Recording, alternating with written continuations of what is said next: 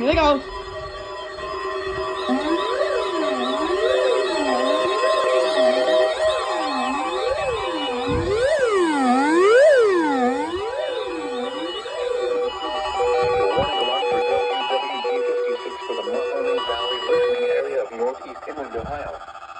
During potentially dangerous weather situations, specially built receivers are automatically activated to warn of the impending hazard.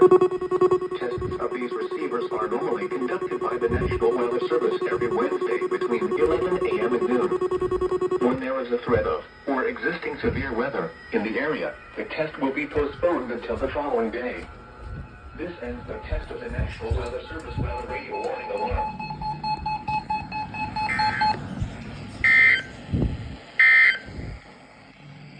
Okay, Cleveland, goddamn. Jesus, scared the fuck out of me. Now I gotta make sure my dad's laptop's not broke after I drop the fucking thing on it. Is it okay? Bro? Oh god.